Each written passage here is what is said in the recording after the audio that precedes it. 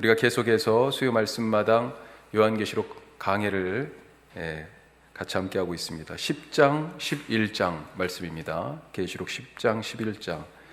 자, 우선 10장, 11장에 들어가기 전에 다시 한번 또 리뷰를 잠깐 하면 22장까지 계시록이 있는데 1, 2, 3장은 서론에 해당하는 부분이에요. 그 중에서도 특별히 1장은 더 서론이죠.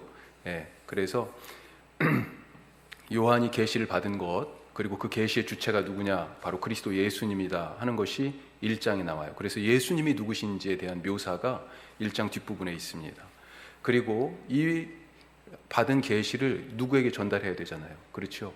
실제적으로 그때 당시에 계시록이 쓰였을 때는 AD 90에서 95년 로마의 제 두 번째 네로라고 일컬어질 만큼 포악했던 도미티아누스 황제의 통치기였어요. 그때 소아시아, 지금의 터키 지역에 있는 7교회, 실존하는 7교회에 요한이 하나님으로부터 받은 이 마지막 때에 이 보여주시는 계시 혹은 이 묵시의 말씀을 이제 편지로 써서 전달합니다. 그래서 2장, 3장은 그 편지를 받는 7교회가 나오고, 실제적으로 그 7교회가 지금 어떤 신앙생활로 교회가 세워져야 하는지 때로는 칭찬도 하시고 책망도 하시고, 이 어려움의 시기들을 견디어 나가서 이기면 어떤 것을 하나님께서 복으로 주실 것인지, 그런 약속에 대한 말씀도 있어요. 같은 패턴으로 7개 교회에 대해서 말씀하시는데, 실제 이 땅에 살고 있는 이 7교회의 그런 어려운 형편에 이 말씀을 주는데, 이 말씀을 전달하고 있는 요한을 쓱 데리고 하늘로 부르십니다. 그래서 현실은 이렇게 박해와 핍박 가운데 있지만 로마 제국, 사탄의 하수인인 짐승과 같은 이 제국의 권력 아래에 숨도 못 쉬고 교회가 그렇게 있는 것 같지만, 실제 교회의 진짜 모습은 무엇이냐라고 하는 것을 천상의 요한을 끌어올려서 보여주십니다. 그게 계시록 4장, 5장 말씀이에요. 그래서 4장은 예배 받으신 하나님, 5장은 또 그리스도 어린 양에 대한 찬송이 천상의 예배를 통하여 보여져요. 이때 하나님께서 보좌에 앉으시니 하나님께서 두루마리를 하나 딱 갖고 계십니다. 책이에요. 책을. 그런데 이 책이 봉인이 되어 있어요. 이 봉인을 누가 떼요? 어린 양 예수님이 떼시면서 이 땅에 이 봉인 속에 담긴, 이 책에 담긴, 이 두루마리 책에 담긴 하나님의 계획이 실현되는 그런 일들이 있게 되는데, 봉인을 이제 떼죠. 떼면서 그것들의 전조 증상들이 막 나타나기 시작합니다. 그것이 어떻게 나타나요? 심판이라는 모습으로 나타나요. 하나님 나라가 임하게 되면서 이 땅의 권세들이 어떻게 심판을 받고, 그 사이에 하나님의 백성들은 어떻게 또 보호함을 받는지, 이 심판이 7가지가 나와요. 그런데 이 7가지가 한 덩어리로 하나 이 7가지가 3번 걸쳐서 나오는 거죠. 우리가 지금까지 여기까지 지금 요한계시록 강의를 지금 같이 했어요. 이 심판의 3시리즈까지 하고요. 이 심판 사이에, 심판은 누구를 향한 겁니까? 믿지 않는 불신자들을 향한 거예요. 그 심판들 사이에 궁금하잖아요. 그러면 하나님의 교회는 어떻게 되었을까? 천상의 그런 모습을 보여주셨는데, 실제 지상에서의 교회는 지금 이 제국의 악랄한 힘에 눌려가지고 거기에 숨도 못 쉬고 이렇게 살아가고 있는 것 같은 그런 형국인데, 황제를 숭배하지 않거나 이 교회의 신을 섬기지 않으면, 이 교회의 신 같은 경우는 어땠어요? 각각의 도시마다 자기들이 하는 일이 있었잖아요. 그 일들의 조합이 있었어요. 우리도 지금 노동조합 같은 게 있지만, 옛날에는 뭐가 있었어요? 천막 만드는 사람들은 천막 만드는 조합이 있었고, 옷감을 만드는 사람들 옷감 만드는 사람들 조합이 있었고, 석수들은 석수 조합이 있었고, 이걸 메이슨이라고 하죠. 메이슨. 자, 하여튼 그래가지고 그런 조합에서 각 조합마다 뭐가 있었어요? 자기들의 신이 있었거든요. 그리스 로마의 많은 신 중에 하나가 그 직업을 뒤에서 떠받치는 신이라고요. 그러니까 그런 직업을 그리스도인들도 가져야 되는데, 그러기 위해서는 그런 조합, 이걸 길드라고 얘기하죠. 길드에 들어갔어야 되는 건데, 들어가지 않으면 어떻게 해요? 일을 하고 먹고 살 수가 없는 거죠. 그래서 들어가면 어떻게 해야 돼요? 그 이 교회 신에 같이 제사도 드려야 되고, 이것을 비유적으로 뭐라고 얘기했습니까? 먹고 살기 위하여 받아야 되는 표, 그게 바로 짐승의 표예요. 예, 그런데 그것을 거부한 사람들이 있었어요. 예, 그렇게 살지 않기로 로마의 이 질서 아래서 살지 않고 하나님 나라의 질서로 살기로 했던 사람들, 그 사람들이 바로 그리스도인들이죠. 그 사람들은 이 재앙과 심판 속에서 어떻게 되었을까? 그것이 이 심판 사이사이에 마치 끼워 넣은 그림처럼 이렇게 들어가 있는데, 오늘 우리가 그것을 그래서 연극의 막과 막 사이에 막간 혹은 삽입 그림처럼 들어가 있는 하나님 나라 백성들의 모습에 대하여서 우리가 살펴보는데, 오늘 그 중에 하나 10장 11장에 있는 말씀을 우리가 보도록 하겠습니다. 자, 10장에서는 뭐가 나오냐면 작은 책에 대한 얘기가 나와요. 작은 책, 이걸 책이라고도 얘기할 수 있고 두루마리라고도 얘기할 수 있습니다. 지금 우리가 이렇게 이런 모양의 책이지만 옛날에 책은 뭐였어요? 파피루스부터 시작해가지고 그 다음에 뭐가 있었어요? 양피지가 있었고, 그 다음에 두루마리, 양피지 두루마리가 있었죠. 이렇게. 그 다음에 종이도 나왔겠죠. 그런데 지금 이 두루마리의 책이 봉인이 되어 있었어요. 여기에서 말하는 작은 책, 이것은 두루마리라고 지금 생각하시면 됩니다. 자, 힘센 천사가 이 두루마리 책에 대하여서 이 두루마리 책을 지금 갖고 있어요. 자, 그리고 이 두루마리 책이 이제 펴져 있고, 이 책을 갖다가 요한에게 먹어라 하는 장면이 10장에 나오는 장면입니다. 자, 이 책의 정치는 무엇일까? 요한이 이 두루마리 책을 먹었다는 것은 무엇일까? 우리가 한번 알아보죠. 자, 먼저 내용을 더 상세하게 보기 전에 성경을 우리가 한번 읽고 내용을 더 깊이 들어가 보도록 하겠습니다. 자, 10장 말씀 우리 다 같이 11절까지니까요. 같이 함께 읽겠습니다. 10장입니다. 내가 또 보니 힘센 다른 천사가 구름을 입고 하늘에서 내려오는데, 그 머리 위에 무지개가 있고 그 얼굴은 해 같고 그 발은 불기둥 같으며 그 손에는 펴놓인 작은 두루마리를 들고 그 오른발은 바다를 밟고 왼발은 땅을 밟고 사자가 부르짖는 것 같이 큰 소리로 외치니, 그가 외칠 때 7 우레가 그 소리를 내어 말하더라. 7 우레가 말을 할 때 내가 기록하려고 하다가 곧 들으니 하늘에서 소리가 나서 말하기를 7 우레가 말한 것을 인봉하고 기록하지 말라 하더라. 내가 본 바 하늘과 바다와 땅을 밟고 서 있는 천사가 하늘을 향하여 오른손을 들고 세세토록 살아계시니 곧 하늘과 그 가운데 있는 물건이며 땅과 그 가운데 있는 물건이며 바다와 그 가운데 있는 물건을 창조하신 이를 가리켜 맹세하여 이르되 지체하지 아니하시리니, 7째 천사가 소리내는 날 그의 나팔을 불려고 할 때 하나님이 그의 종 선지자들에게 전하신 복음과 같이 하나님의 그 비밀이 이루어지리라 하더라. 하늘에서 나서 내게 들리던 음성이 또 내게 말하여 이르되, 내가 가서 바다와 땅을 밟고 서 있는 천사의 손에 펴놓인 두루마리를 가지라 하기로, 내가 천사에게 나아가 작은 두루마리를 달라 한즉 천사가 이르되 갖다 먹어버리라. 내 배에는 쓰나 내 입에는 꿀같이 달리라 하거늘, 내가 천사의 손에서 작은 두루마리를 갖다 먹어버리니 내 입에는 꿀같이 다나 먹은 후에 내 배에서는 쓰게 되더라. 그가 내게 말하기를 내가 많은 백성과 나라와 방언과 임금에게 다시 예언하여야 하리라 하더라. 아멘. 7절에 보시면 지금 천사가 하는 얘기예요. 5절부터 하늘을 향하여 오른손을 들고 6절 얘기하고 7절 뭐라고 얘기합니까? 7째 천사가 소리내는 날 그의 나팔을 불려 할 때, 그렇게 지금 얘기하고 있습니다. 지금 이게 우리가 재앙을 쭉 먼저 보고 그 사이에 있는 막간을 지금 다시 또 보는 거라서, 이게 뭐냐면요, 첫 번째 7 심판 시리즈는 봉인을 하나씩 떼는 거였어요. 봉인 심판. 두 번째는 나팔 심판이에요. 그리고 7개의 나팔이 하나씩 부러집니다. 지금 이 10장은요, 9장이 뭐냐면 9장 끝이 6번째 나팔이 불려진 때였어요. 그러니까 6번째 나팔과 7번째 나팔 사이에 지금 장면입니다. 그래서 7절과 같은 그런 말이 있는 거예요. 자, 그 사이에 지금 6번째 나팔 그 끝을 한번 보세요. 자, 9장 20절, 21절. 6번째 나팔이 불었는데도 어떻습니까? 제가 읽어보겠습니다. 20절. 이 재앙에 죽지 않고 남은 사람들은 손으로 행한 일을 회개하지 아니하고. 지금 나팔이 6개나 불려졌어요. 그런데도 심판이 재앙이 6개나 왔는데도 회개를 안 해요. 오히려 여러 귀신과 또는 보거나 듣거나 다니거나 하지 못하는 금, 은, 동과 목석의 우상에게 절하고 또 살인과 복술과 음행과 도둑질을 회개하지 아니하더라. 회개를 안 합니다. 이런 상황에서 지금 10장에 자리가 있는 거예요.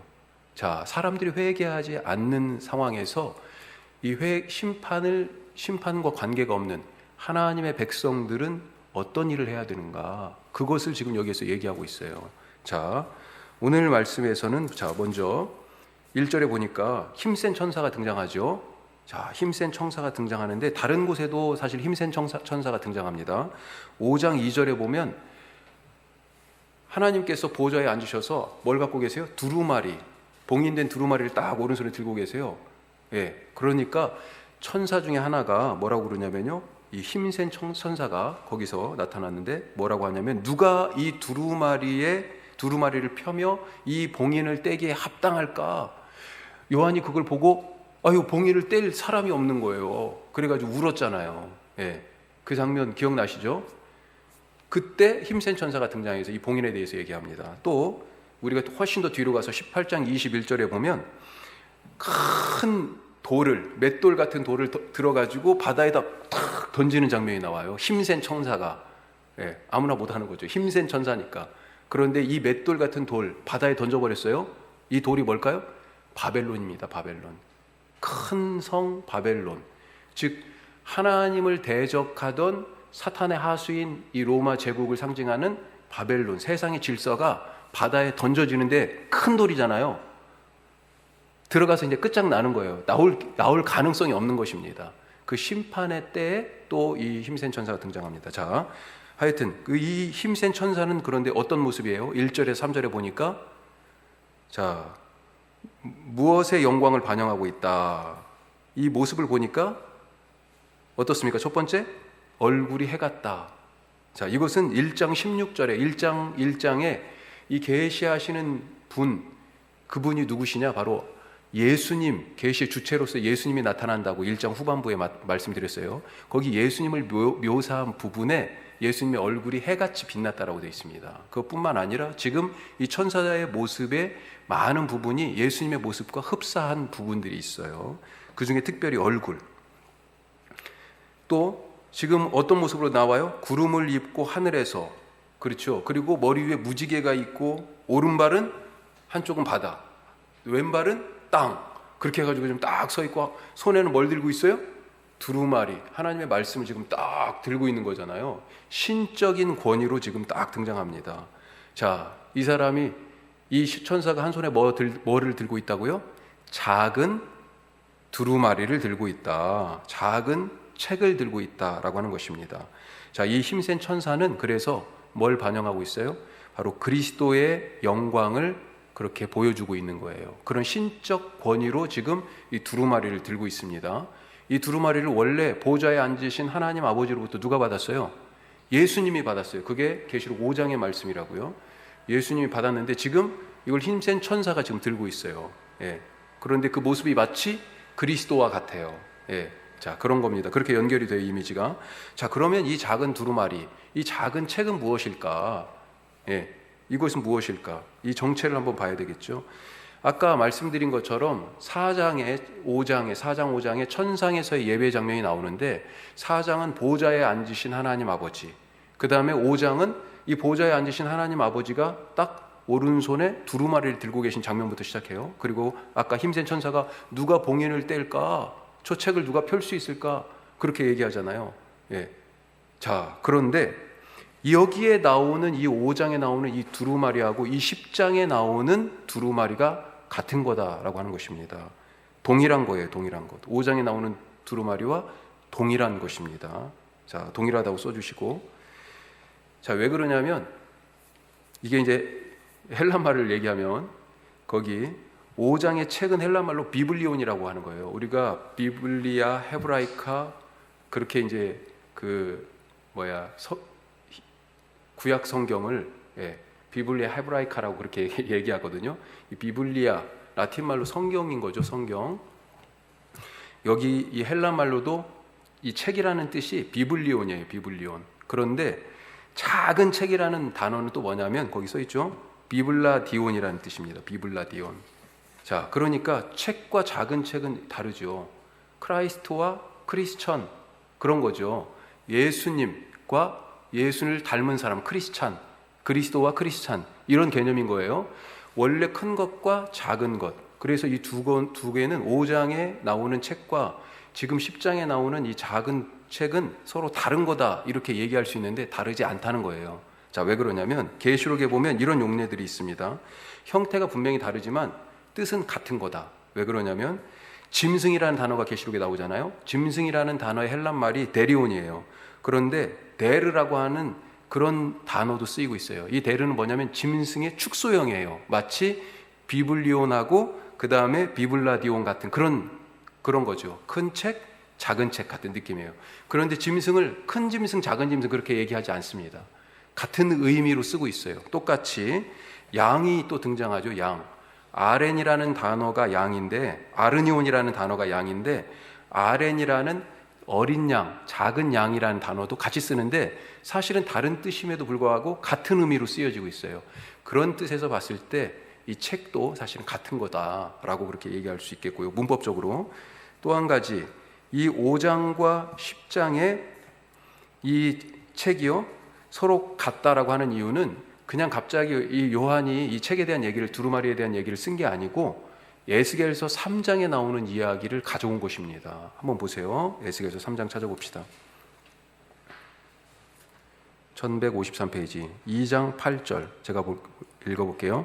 너 인자야, 내가 내게 이르는 말을 듣고 그 패역한 족속같이 패역하지 말고 내 입을 벌리고 내가 내게 주는 것을 먹으라. 지금 먹으라고 이제 나오죠. 자, 그러면서 9절 내가 보니 보라 한 손이 나를 향하여 펴지고 보라 그 안에 두루마리 책이 있더라. 지금 그렇게 되어 있습니다. 그리고 자 3장에 보면 3장 2절에 지금 계속 그 책에 대한 얘기하는 거예요. 내가 입을 벌리니 그가 그 두루마리를 내게 먹이시며 이렇게 나와요. 그리고 3절 내게 이르시되 인자야 내가 내게 주는 이 두루마리를 내 배에 넣으며 내 창자에 채우라 하시기에 내가 먹으니 그것이 내 입에서 달기가 꿀 같더라. 요한은 뭐라고 그랬습니까? 입에는 단데 배에는 쓰다. 지금 그렇게 얘기했잖아요. 이 두루마리 얘기가 지금 다른 데서 나온 게 아니라는 거예요. 제가 더 자세하게 지금 설명을 안 하고 있습니다만 거기 지금 써 있는 게 보이죠. 에스겔서 2장 9절에서 10절은 아까 5장 계시록 5장에 있는 말씀하고 연결이 돼요. 그 다음에 지금 에스겔 3장 1, 2, 3절 말씀은 오늘 우리가 읽은 10장 말씀하고 연결이 돼요. 계시록 5장에서는 아까 큰 책에 대해서 얘기했죠. 그런데 계시록 10장은 작은 책에 대해서 얘기합니다. 두 책이 같다는 거예요. 그것은 마치 에스겔의 2장 8절부터 시작된 책 얘기가 3장 3절까지 이렇게 쭉 이어지는 것과 똑같은 거예요. 같은 책을 얘기하는 거다. 자, 그것을 지금 얘기하려고 같은 책이다라고 하는 거예요. 이 두루마리는 봉인으로 떼신, 예수님이 봉인을 떼셨던 원래 아버지 하나님이 가지고 있던 그 두루마리였다. 이것이 지금 힘센 천사의 손에 들려 있어요. 자, 그런데 지금 이 두루마리가 어떻게 되어 있습니까? 천사가 갖고 있는데 맨 처음에 하나님 아버지가 갖고 있을 때는 봉인이 되어 있었잖아요. 그런데 지금 이 천사의 손에는 어떻게 되어 있어요? 2절 보세요. 10장 2절 뭐라고 되어 있습니까? 그 손에는 펴놓인 작은 두루마리 이렇게 되어 있습니다. 두루마리가 지금 펴져 있어요. 열려져 있습니다. 봉인이 떼어져 있어요. 왜요? 그 사이에 봉인을 예수님이 띄셨거든. 떨어졌습니다. 떨어졌어요. 자, 이 봉인에 대한 말씀, 두루마리에 봉인된 두루마리에 대한 얘기가 사실은 다니엘서에 있어요. 다니엘서에는 세 가지가 사실 나와 있는데 거기엔 2가지만 써놨습니다. 이 다니엘에게 하나님께서 계시를 쭉 보여주시고 나서 거기서는 뭐라고 되어 있냐면 그거 봉인해라 그랬습니다. 그걸 잘 간직해라. 영어로 표현됐는데 거기에 클로즈업, 닫아버려라, 씰업, 봉인해라. 그렇게 지금 되어 있어요. 잘 간수하고 봉함하라. 그런데 요한계시록에서는 이제 이 봉인이요 떨어지는 것이 자꾸 나와요. 지금 그 봉인 심판에서 예수님이 봉인을 떼셨죠. 지금 이 천사가 봉인이 떨어진 걸 갖고 있죠. 그리고 마지막 22장 10절에 보면 지금 요한에게 이 이야기를 다 보여주신 거 아니에요. 그런데 그러면서 뭐라고 말씀하셨냐면 이거 봉인하지 말라. 그럼 무슨 얘기예요? 모두에게 다 알려라. 누구든지 보게 해라. 이런 얘기잖아요. 그러면서 이유를 얘기하십니다. 왜요? 때가 가깝기 때문에, 종말이 가까웠기 때문에. 예. 아까 다니엘 때는요, 종말 때까지 이게 지금 보관되어야 돼요. 그래서 그때까지 기다리라는 얘기였고, 지금 요한의 때는 이미 예수님이 오셨어요. 예수님이 오시면서 종말이 시작됐습니다. 그래서 더 이상 그걸 붙여놓을, 그 봉인해가지고 놓을 필요가 없다는 거죠. 이제 모두에게 다 알려라 라고 하는 것입니다. 자, 그러면 이 두루마리는 어떤 내용을 갖고 있을까? 다른 것이 아니라 하나님의 7절을 보세요. 어떤 것이 쓰였냐면 10장 7절 같이 한번 다시 읽습니다. 자, 시작. 일곱째 천사가 소리내는 날 그의 나팔을 불려고 할 때 하나님이 그의 종 선지자들에게 전하신 복음과 같이 하나님의 그 비밀이 이루어지리. 예. 하나님의 비밀이 거기에 적혀 있다는 거죠. 자, 비밀 써주시고요. 이 하나님의 비밀은 뭡니까? 하나님의 비밀은 다른 것이 아니고 하나님 나라에 대한 거예요. 예. 자, 거기를 뭐라고 써주시냐면 하나님 나라의 두 가지예요. 임재와 통치. 예. 하나님 나라의 임재와 통치. 하나님 나라가 이미 임했어요. 그게 바로 하나님께서 보여주시는 비밀이라는 겁니다. 자, 임했을 뿐만 아니라 하나님 나라가 임하면 어떻게 돼요? 지금 세상을 원래 누가 다스리고 있었어요? 죄가 들어온 이후로 누가 다스리고 있었습니까? 사탄이 다스리고 있었잖아요. 예. 그런데 이제 누가 다스려요? 이 땅에 하늘에서와 같이 땅에서도 하나님 나라가 임재했기 때문에 이제는 누가 다스립니까? 하나님이 다스리시는 거예요. 그리스도가 십자가의 죽음과 부활로 사탄의 권세를 이겼기 때문에 이제 통치권을 찾아오셔서 그리스도가 왕 노릇하고요, 예수님께 붙어있는 교회된 우리도 더불어서 왕 노릇하게 되는 것. 그게 바로 이 작은 책, 이 작은 두루마리에 쓰여있는 하나님의 비밀이다라고 하는 것입니다. 예. 하나님 나라의 임재와 통치. 예, 그것이 바로 이 두루마리의 내용이다. 자, 그런데 이것을 뭐라고 합니까? 두루마리를 지금 요한에게 먹어라 그런 거잖아요. 이 먹으라고 하는 얘기가 아까도 본 것처럼 에스겔 3장에 나왔어요. 에스겔에도 이 작은 두루마리 책을 내놓고 먹어라. 내 입에는 달 거야. 그런데 여기 계시록에서는 입에는 달지만 배에는 쓰다라고 하는 말씀을 더하고 있죠. 자, 두루마리를 그러면 왜 먹었을까? 왜 먹으라고 그랬을까요? 예? 교회의 사명이 바로 거기에 있기 때문에. 어떤 사명입니까? 뭘 먹으라고 한 거예요? 두루마리에 뭐가 쓰여 있어요? 하나님의 구원의 계획, 하나님 나라의 임재와 하나님이 회복하시는 그 통치, 그것에 대하여 써 있잖아요. 예. 그것을 증언해라 라고 하는 사명. 그 증언을 다른 말로 뭐라고 얘기합니까? 예언이라고 얘기하죠. 자, 11절 보세요. 같이 읽습니다. 11절. 그가 내게 말하기를 내가 많은 백성과 나라와 방언과 임금에게 다시 예언하여야 하리라. 예. 그래서 두루마리를 먹은 거다 지금 알려주시는 거잖아요. 예. 그 사명 때문에 두루마리를 먹은 것입니다. 우리가 교회가 교회를 여러 가지로 얘기할 수 있겠지만 교회는 사명의 공동체다. 우리가 그렇게 얘기하죠. 왜 사명의 공동체입니까? 왜 사명의 공동체? 예수님이 가시면서 우리에게 그런 미션, 사명이 영어로 미션이잖아요. 그런 미션을 주신 거잖아요. 어떤 미션이요? 땅 끝까지 가서 아버지와 아들과 성령의 이름으로 세례를 주고 내가 너희에게 분부한 모든 것을 가르쳐 지키게 하라 라고 하는 증언자로서의 사명을 줬잖아요. 예. 그것을 지금 어떻게 이뤄요?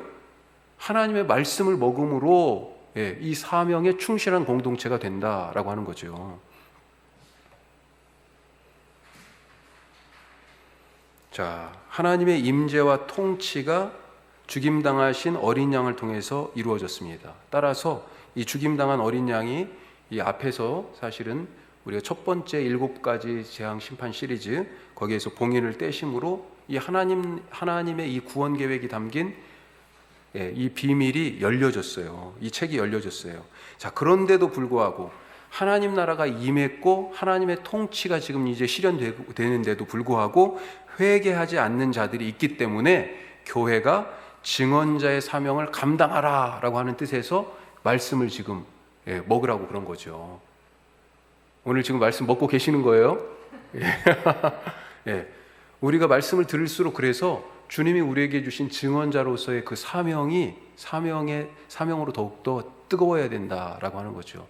말씀을 들었는데도 그 증언자로서 감당해야 될 나의 사명에 대한 어떤 그런 그 모티베이션, 동기부여가 안 되고 그것이 나의 삶을 더 뜨겁게 이끌어가지 못하면 그건 내가 지금 뭔가 말씀을 잘못 듣고 있는 거예요.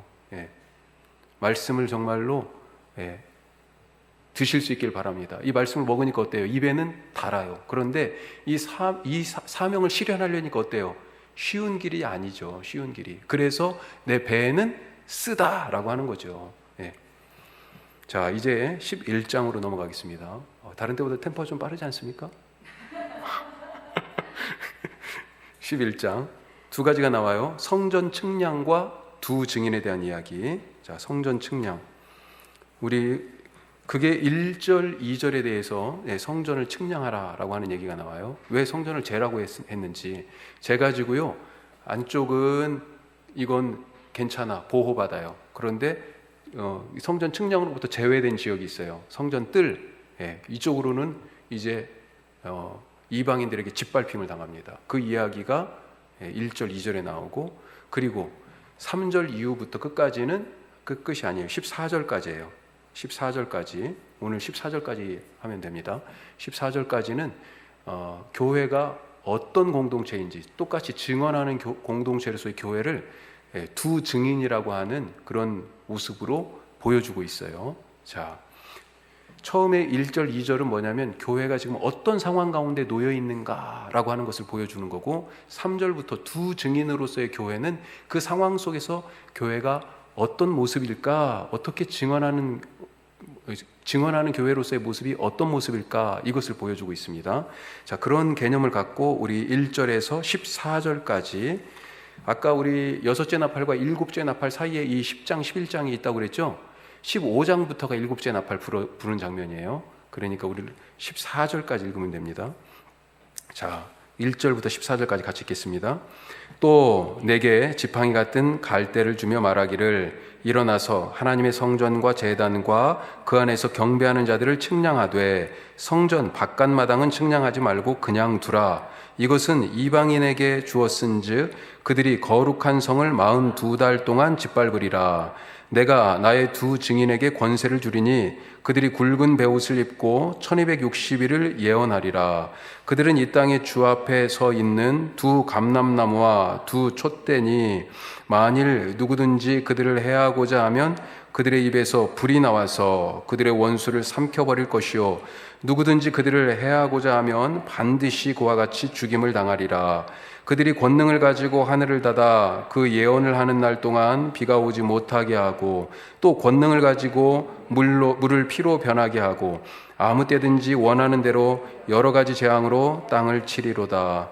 그들이 그 증언을 마칠 때에 무적행으로부터 올라오는 짐승이 그들과 더불어 전쟁을 일으켜 그들을 죽이고 그들을 죽일 터인즉 그들의 시체가 큰 성 길에 있으리니 그 성은 영적으로 하면 소돔이라고도 하고 애굽이라고도 하니 곧 그들의 주께서 십자가에 못 박히신 곳이라.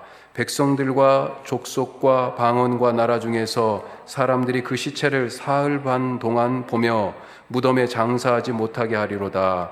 이 두 선지자가 땅에 사는 자들을 괴롭게 한 고로 땅에 사는 자들이 그들의 죽음을 즐거워하고 기뻐하여 서로 예물을 보내리라 하더라.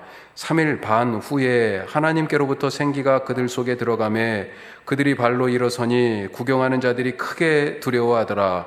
하늘로부터 큰 음성이 있어 이리로 올라오라 함을 그들이 듣고 구름을 타고 하늘로 올라가니 그들의 원수들도 구경하더라. 그때 큰 지진이 나서 성 10분의 1이 무너지고 지진에 죽은 사람들이 7천이라. 그 남은 자들이 두려워하여 영광을 하늘의 하나님께 돌리더라. 둘째 화는 지나갔으나 보라, 셋째 화가 속히 이르는도다. 아멘. 자, 1절, 2절에 나오는 성전 측량에 대해서 먼저 한번 보죠. 이것은 상황을 얘기하는 것입니다. 자, 측량의 범위가 어떻게 돼요? 1절에 성전, 그리고 제단, 그리고 그 안에서 경배하는 자들의 숫자를 세라 그랬습니다. 예배하는 자들이요, 대단한 거예요. 하나님의 숫자 안에 들어가는 것입니다. 예. 자, 그런데 2절에 보니까 측량에서 제외되는 구역이 있어요. 예, 성전 바깥마당, 거기는 측량하지 말라고 되어 있어요. 그러면서요, 이방인에게 거긴 주었다. 예, 거룩한 성과 함께 짓밟힐 것이다. 예. 우리가 성전을 크게 두 부분으로 나눠 볼 수 있습니다. 소위 말하는 건물, 예, 이 안에는 성소가 있고 지성소가 있고 여러 성물들이 있죠. 예. 그리고 그 안에서 사람들이 예배를 하고 있어요. 자, 그런데 이 건물 바깥에 구역은 뜰이라고 우리가 얘기하죠. 물론 뜰이 지금 여러 단계가 있습니다. 헤롯의 성전에는 보면. 그런데 이 건물 바깥의 뜰을 이방인들에게 아예 내어줘라, 그렇게 얘기합니다. 이건 무슨 의미일까요? 예? 어떤 의미일까요? 교회가 내적으로는 하나님의 보호 아래에 있다는 것입니다. 자, 보호 써주시고, 하나님이 지키신다는 거예요. 세상 권세가 아무리 커도 침범할 수 없는 구역이 있어요, 교회 안에. 예. 그래, 역사적으로 사실은 세속 권력이 교회에 공권력을 투입하거나 막 그런 거 있었잖아요. 예. 교회가 엄청나게 그 부분에 대해서 반발하고, 세속 권력도 교회 안에 공권력을 투입하는 거에 대해서 엄청 두려워했었죠. 예. 지금은 이제 그런 시대도 아닌 것 같습니다. 교회를 너무 우습게 봐가지고, 그건 사실 우리가 우습게 처신을 한 거죠. 사실 우습게 되도록 그런 반성이 있는데, 오늘 말씀에서 이 폭압적인 상황 속에서도 하나님이 지키고 보호하시는 구역과 예배하는 사람들에 대하여 얘기하고 계세요. 자, 그러고 외적으로는 어떻습니까? 지금 그 바깥에는 전부 다 사탄의 통치 아래 있어요. 사탄의 박해 아래 있습니다. 박해 아래. 어디가 지금 짓밟혔어요? 거룩한 성이 짓밟혔어요. 예. 그리고 또 여기도 성전 일부지요. 성전 바깥 뜰이 지금 짓밟힌 겁니다. 바깥 뜰은 지금 거룩하지 않은 게 아니에요. 이 바깥 뜰을 포함한 더 넓은 거룩한 성 자체가 나중에 하늘에서 거룩한 성 예루살렘이 내려오잖아요. 계시록에 보면 이 예루살렘을 뭐라고 얘기해요? 바로 하나님의 공동체, 교회로 얘기해요. 하나님의 백성으로. 그런데 이 백성들이 그런 박해 가운데 처해지게 된다. 외적으로는 박해에 놓여 있지만 내부적으로는 어때요? 하나님께서 보호하신다라고 하는 이중적 의미를 지금 같이 보여주고 있는 것입니다. 자, 그 속에서 교회의 사명이 어디에 있는가? 이 박해받는 기간 동안에 기간이 어떻게 되어 있습니까? 2절 끝에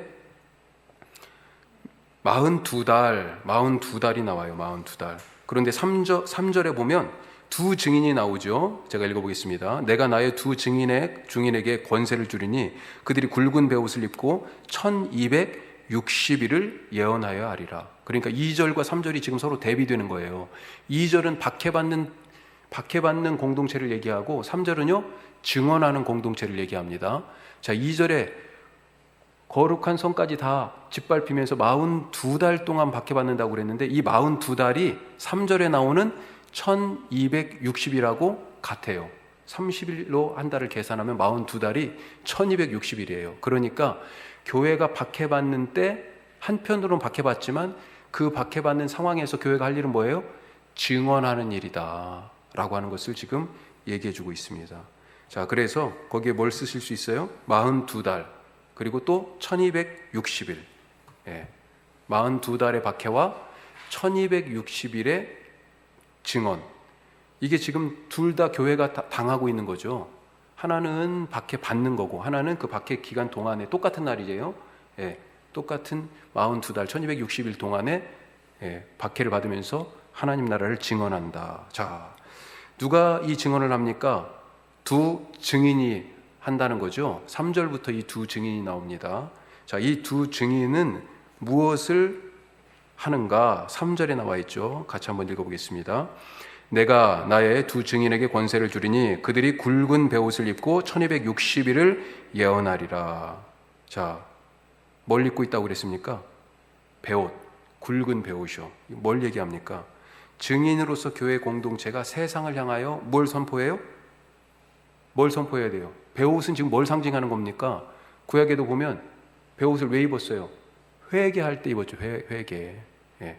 회개를 선포할 사명이 교회에게 있다라고 하는 것을 이 증인의 옷차림에서 알 수 있다라고 하는 것입니다. 그래서 그 첫 번째 두 증인은 뭘 해요?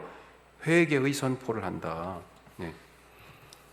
1260일 동안 주님께서 주신 권세를 가지고 예언하는 자들이 바로 두 증인이다. 예. 그런데 그 예언의 핵심이 뭐예요? 회개예요, 회개. 그게 옷차림에 나타난다. 베옷을 입고 있어요. 자, 그 다음에 증인의 신분. 이 증인을 갖다가 뭐라고 표현합니까? 4절에 보니까 신분을 나타내고 있어요. 11장 4절. 예. 4절 같이 읽습니다. 그들은 이 땅에 주 앞에 서 있는 두 감람나무와 두 촛대니, 이게 지금 두 증인의 신분이에요. 예. 이게 뭘까요? 두 촛대와 감람나무. 스가랴서 4장에 이 이야기가 있습니다. 예. 촛대가 나오고 감람나무가 똑같이 스가랴 4장에 있어요. 우리가 시간이 없어서 통째로 읽지는 못하겠습니다만 제가 설명을 드리면 거기에는 뭐가 나오냐면요. 지금 촛대나 등잔대 같은 얘기입니다. 성막에 들어가면, 성전에 들어가면 뭐가 있냐면 촛대가 있어요. 예. 저기 안쪽에 지성소에는 뭐가 있다고요? 지성소에. 거기는 대제사장이 1년에 한 번 들어가는 대속죄일에 들어가는 지성소에는 뭐가 있어요? 언약궤가 있어요. 그 안에는 십계명의 돌판, 아론의 쌍난 지팡이, 만나를 담은 항아리, 그리고 그 위에 뚜껑이 있죠. 거기에 하나님의 임재를 뜻하는 천사가 이렇게 날개를 딱 하고 있는 속죄소. 자, 거기는 아무나 못 들어가요. 대제사장만. 자, 그런데 여기 성소는 매일 제사장들이 순번을 정해가지고 가서 봉사하고 그래요. 뭐가 있습니까? 분향단, 향단이 있어요. 향. 그렇죠? 그 다음에 우리 계시록에서는 이 향이 성도의 기도로 표현되어 있어요. 그 다음에 뭐가 있습니까?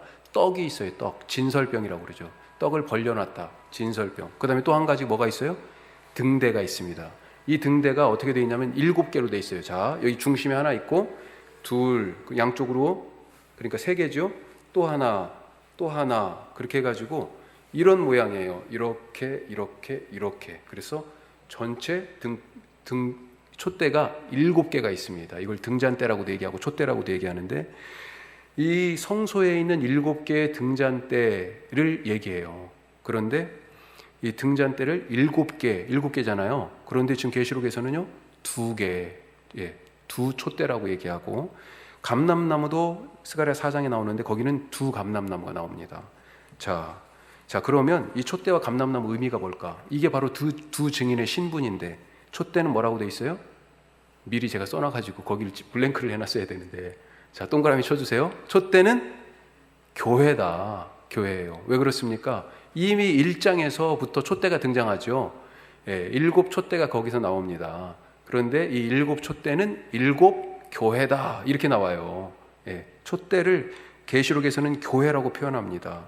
자, 그런데 왜 스가랴서나 계시록 1장에서는 7개를 얘기하는데 왜 여기에서는 2개를 얘기할까? 두 촛대를 얘기할까요? 왜요? 둘은 증언하는 교회를 상징하기 위해서 그렇습니다. 자, 7 촛대는 완전수잖아요, 7이. 그래서 전체로서의 교회예요. 전체라고 써주세요.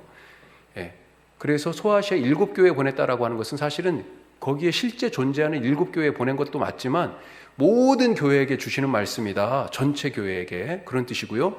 두 촛대라고 하는 것은 뭐예요? 증언하는 사람은 2사람 이상이었어야 돼요.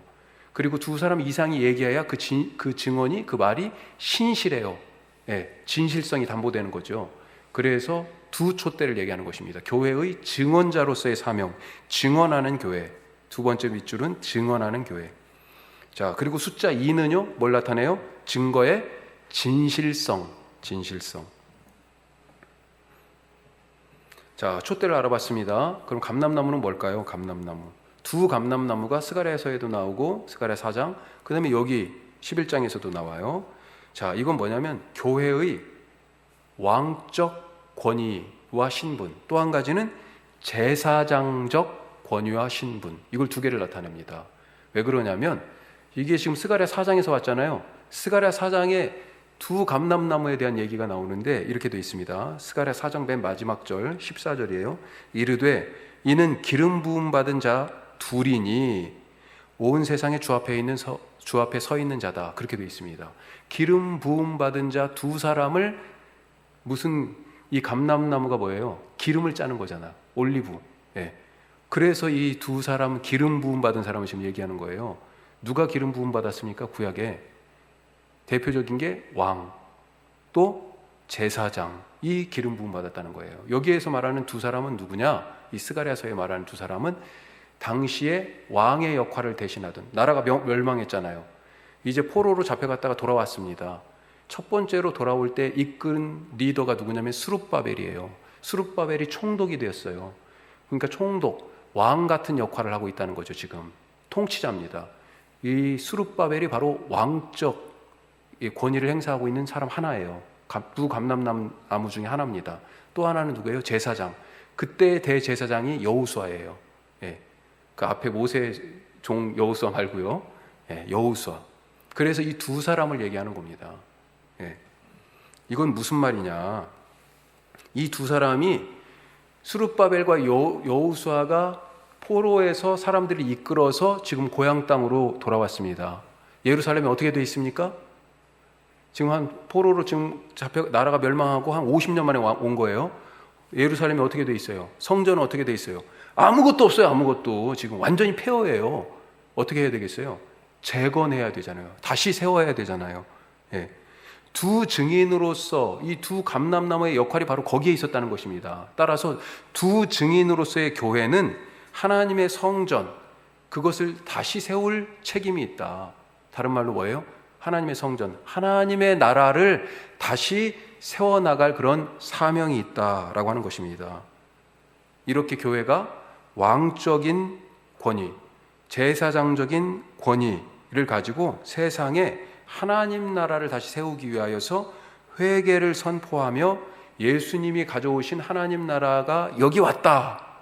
예수님이 그 십자가와 부활을 통하여서 이루신 하나님의 통치가 여기 실현되고 있다라고 하는 것을 보여주는 게 두 증인으로서의 사명, 촛대, 두 감람나무로서의 교회의 사명이다라고 하는 것입니다. 자, 그러면 이 두 증인은 이 증언자로서의 사명을 감당하기 위하여서 예수님이 제자들을 보내실 때도 그냥 보내셨어요? 전도하러? 아니죠. 권세를 주셔가지고 보냈어요. 그래가지고 제자들이 가서 병도 고치고 또 귀신도 내어 쫓고 막 그러잖아요. 갔다 와서 막 보고하죠. 여기도 마찬가지입니다. 두 증인을 이 세상 가운데 하나님이 보내실 때 그냥 보내지 않으셨어요. 권능을 주셔서 보내셨습니다. 믿으시기 바랍니다. 정말 우리를 세상 가운데 보내실 때 하나님이 권능을 주셔서 보내세요. 아멘. 아멘. 자, 어떤 권능을 주셨냐? 구약의 두 모델을 제시해 주셨어요. 하나는 뭡니까? 모세. 또 하나는 엘리야. 자, 엘리야라고 써주세요. 5절 보니까, 자, 5절, 6절 읽어보겠습니다. 이 두 모델의 이야기가 나와요. 5절, 6절. 만일 누구든지 그들을 해하고자 하면 그들의 입에서 불이 나와서 그들의 원수를 삼켜버릴 것이요 누구든지 그들을 해하고자 하면 반드시 그와 같이 죽임을 당하리라. 그들이 권능을 가지고 하늘을 닫아 그 예언을 하는 날 동안 비가 오지 못하게 하고 또 권능을 가지고 물을 피로 변하게 하고 아무 때든지 원하는 대로 여러 가지 재앙으로 땅을 치리로다. 이게 다 지금 엘리야가, 모세가 구약에서 한 얘기를 지금 다 적어놓은 겁니다. 어때요? 입에서 불이 나와서 삼켰다. 엘리야를 잡으러 왔었어요. 예, 군사들이, 아합 왕이 보낸 군사들이. 그런데 불이 나와가지고 50부장이 지금 50명 군사를 데리고 왔거든요. 싹 살라버렸습니다. 한두 번이 아니에요. 예. 또 엘리야 하면 생각나는 게 아합과의 대결에서 3년 반 동안 비가 안 왔잖아요. 예. 다시 엘리야가 기도하니까 갈멜살 대결 이후에 갈멜산 대결 이후에 비가 왔어요. 그게 지금 엘리야를 얘기하는 거고요. 그 다음에 6절 뒤쪽에 물을 피로 변하게 했다. 나일강이 그렇게 바뀌었잖아요. 모세가 그런 기적을 행했었습니다. 엘리야와 모세를 생각나게 해요. 그런 권능, 어떤 권능입니까? 동그라미 2번, 예언자적 권능을 가진 교회. 자, 왜 교회가 이런 예언자적 권능을 갖고 있어요? 모세가 그 옛날 누구하고 맞섰습니까? 가장 큰 악마적 권력 바로 왕에게. 엘리야는요 그때 당시에 악마적 권세를 갖고 있던 아합 왕에게 맞선 것처럼 지금 이 악마적 권세를 가진 로마 제국과 맞서기 위하여 교회에게 이런 엘리야에게 모세에게 줬던 권능을 주신다라고 하는 거예요. 우리를 빈손으로 보내지 않으셨습니다. 이 세상에 하나님께서 우리에게 엘리야의 권능과 모세의 권능 주신 것을 믿으세요. 자, 네 번째, 그런데 그렇게 소임을 다했습니다. 7절 보세요. 어떻게 시작합니까? 그들이 그 증언을 마칠 때 사명을 다했어요. 사명을 다하고 어떻게 됩니까? 소멸하는 교회, 소멸이라고 써주세요. 죽임 당했잖아요. 예수님의 십자가는요 자기 소멸의 십자가입니다. 그리스도인의 삶은요 빛과 소금이라고 그랬잖아요. 빛이 어떻게 돼요? 밝히고 나면 없어지는 거예요. 그렇죠? 발광을 하고 나서 빛을 내고 나서 그대로 남아 있습니까? 없어져요. 지금 태양도 그래가지고 얼마 지나면 이제 없어진다고 그러는 거 아니에요. 그러는 거죠. 점점. 소금은 어땠습니까? 맛을 내고 나면 없어져요. 아니, 맛을 내기 위하여 자기의 형체를 없애야 됩니다. 교회가 바로 그런 공동체라는 거죠. 사명을 다하면 소멸되는 게 교회의 모습이어야 돼요. 전에도 제가 그런 말씀 드린 적이 있는데 우리 교회는 소멸하는 교회가 되어야 됩니다. 소멸하는 교회. 정말로 하나님이 뜻이 있으셔서 10년, 50년, 100년 후에도 우리 교회가 존재해야 한다고 그러면 존재해야 되겠죠. 하지만 하나님이 뜻이 있어서 우리 교회가 소멸해야 된다고 하면요 이렇게 저렇게 분해해야 돼요. 진짜 세상 속의 빛처럼 소금처럼 그렇게 파고 들어가서 사명을 다하고 없어지는 것이 교회의 소명이죠. 자, 동그라미 1번 보시면 두 증인의 죽음 7절에 나오죠. 어떻습니까? 어디에서 올라와요? 짐승이 사명을 다한, 자, 증언의 사명을 다했는데 무적행에서 짐승이 올라와요. 그 짐승에게 죽임을 당합니다. 어디에서 죽습니까? 8절에 큰 성에서. 그런데 아까 힘센 천사가 그 맷돌 같은 큰 돌을 던져가지고 바다에 던진다고 그랬어요. 그 돌이 뭐예요? 큰 성 바벨론의 운명이에요. 이 큰 성은 뭐예요? 사실은 바벨론입니다. 바벨론. 그걸 지금 뭐라고 표현하고 있어요? 8절에서 영적으로 하면 소돔, 또 애굽 그렇게 얘기하죠. 또 다른 말로 하면요 주님이 십자가에 못 박혀 죽으신 곳. 다 뭐예요? 애굽에서 바로 왕이 하나님을 대적했죠. 소돔에서 하나님의 천사들이 찾아갔는데 그 천사들을 이 소돔 사람들이 대적했죠. 예루살렘에서 사람들이 예수님을 대적했죠. 대적한 것입니다. 대적했어요. 그곳이 바로 영적으로 소돔, 애굽이라고 불려질 수 있는 큰 성 바벨론이에요. 거기에서 지금 이 교회가 죽는 겁니다. 어때요? 여기 좀 마음에 안 들지 않습니까? 꼭 죽어야 돼요? 사명을 다했는데. 그런데 아까 말씀드린 것처럼 교회는요 소멸하는 공동체예요. 정말로 이게 우리한테는 우리가 존재가 없어진다는 것처럼 두려운 게 어디 있어요. 그런데 그게 교회의 마지막의 모습일 수 있다라고 하는 것. 그 소멸을 통하여서 하나님은 뭘 하십니까? 다시 새롭게 하시는 새로운 모습으로. 그게 부활이죠. 소멸하면 그 다음은 하나님 책임입니다. 부활은 하나님이 하실 일이에요. 자, 이렇게 죽여가지고 9절 10절 어떻게 됩니까? 9절에 보니까 중간 이후에 온 사방에서 다 온 사람들이 이 두 증인의 시체를 사흘 반 동안 지금 장례도 못 치르게 하고요 성 밖에 딱 걸어놓은 겁니다. 그러면서 10절에 보니까 사방에서 사람들이 와가지고 지금 서로 예물을 주고 축하하고 기뻐하고 잔치를 벌이는 거죠. 무슨 말이에요? 모욕을 한다는 것입니다. 모욕. 사흘 반 동안 장사도 못 치르게 하고 시체를 모욕하고 잔치를 벌였다. 자, 이것이 무슨 의미일까? 예수님도 사명을 다하고 죽으신 것처럼 예언의 사명을, 증언자로서의 사명을 다한 교회도 죽임을 당한다라고 하는 것입니다. 자, 5번. 자, 그러면 5번. 그 이후에 이렇게 소멸된 교회에 대해서 하나님은 어떻게 하시냐? 부활, 대반전이 일어난다는 거죠. 두 증인이 부활합니다. 어떻게 부활해요? 생기가 하나님으로부터 나와서 그들 가운데 들어가요. 뭐가 생각납니까? 에스겔 37장. 골짜기에 마른 뼈가 다 있었는데 하나님의 생기가 사방에서 불어오니까 하나님의 군대가 되어버렸어요. 이 뼈들이. 그 장면이 지금 생각나죠. 죽어서 끝장난 줄 알았는데 하나님의 생기가 들어와서 이들을 살립니다. 자, 그러면서 이 죽음과 부활 사이의 기간이 얼마라고 되어 있습니까? 죽음과 부활 사이의 기간이 며칠이에요? 3일 반이잖아요. 사흘 반. 9절에 나오죠. 9절. 그렇죠? 그 시체를 사흘 반 동안, 자, 죽음과 부활 사이가 사흘 반이에요. 그런데 이 두 증인은 얼마 동안 증거했어요? 1260일.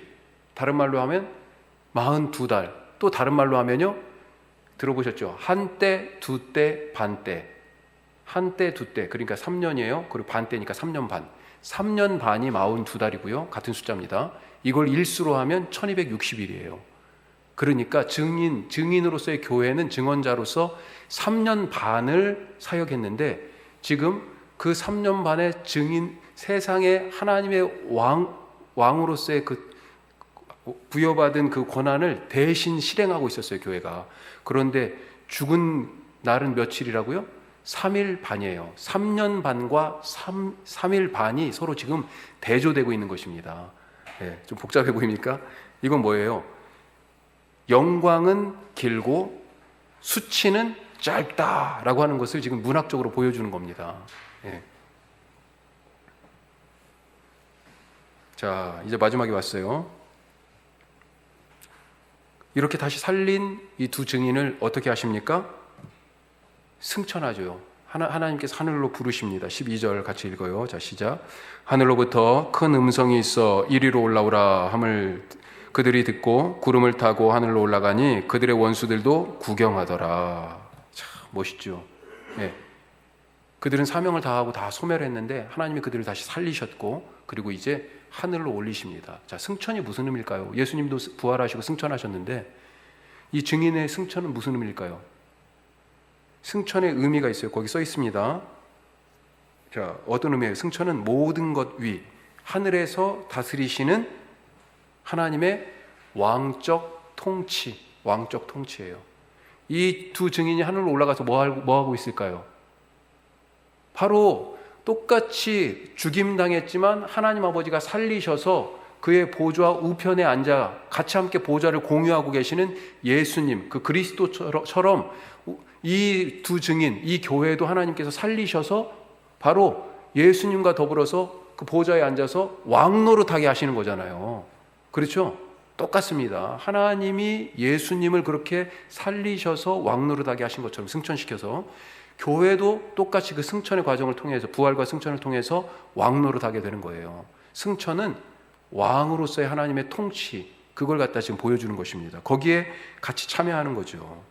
자, 뿐만 아니라 앞에 계시록 2장, 3장 7교회 얘기할 때 마지막 라오디게아 교회 얘기할 때 이기는 자에게 주시는 선물이 뭐냐면 보좌에 함께 앉고 함께 다스리게 하겠다라고 하는 약속을 주시는데 그것을 지금 여기에서 이루어 주시는 거네요. 자, 우리가 아까 시작할 때 6번째 나팔이 불려질 때 그런데도 불구하고 사람들이 회개하지 않았다라고 하는 것을 보았어요. 자, 다시 한번 보세요. 9장 20절 21절. 6번째까지 나팔이 불어졌는데도 회개하지 않았어요. 그렇죠? 21절 끝에 보면 그럼에도 불구하고 20절 끝에 금은동 목석의 우상에게 절하고, 또 21절 살인과 복술과 음행과 도둑질을 회개하지 않아요. 그런데 7번째 나팔이 이제 그래서 부러지기 전에 교회에 지금 자리가 있잖아요. 이 10장 11장이 딱 지나고 나니까 사람들이 어떻게 됐어요? 자, 보십시다. 11장 오늘 말씀 끝에 13절. 자, 그렇게 해가지고 이 도성이 심판을 받습니다. 13절 같이 읽어요. 그때 큰 지진이 나서 성 10분의 1이 무너지고 지진에 죽은 사람이 7천이라. 그 남은 자들이 두려워하여 영광을 하늘의 하나님께 돌리더라. 태도가 바뀌었어요. 이제 드디어 영광을 그 남은 자들이 교회의 예언의 사명을 통하여서 하나님께 돌아오고 하나님을 바라보고 영광을 하나님께 돌리게 되더라 하는 것. 우리가 잊지 마시길 바랍니다. 오늘 이 말씀이 뜻하는 바가 뭘까요? 사탄이 맹위를 떨치고 있는 이 세상 속에 교회가 있다. 그런데 하나님께서는 이 무소불위의 힘을 휘두르는 당시의 로마 제국과 같은 이 세속의 권력들 속에서 교회를 통하여서 당신의 뜻을 펼쳐나가기를 원하신다. 어떤 뜻이요? 하나님의 구원. 그 구원이 어디에 나타나 있습니까? 하나님 나라에 담겨져 있죠. 하나님 나라가 여기 임재해 있다. 하나님께서 이미 이기셨다라고 하는 것, 그 놀라운 하나님의 구원의 계획을 교회가 보고 그 하나님의 계획에 참여할 뿐만 아니라 세상 가운데 그것을 증언하도록 그렇게 요청하고 계세요. 그러니까 그전에는 회개하지 않던 사람들이 이제 이 교회의 증언의 사역을 통해 가지고 회개하고 하나님께 돌아오고 영광을 돌리게 되더라. 우리의 삶이 이런 삶이 될 수 있기를 간절히 바랍니다. 기도하겠습니다.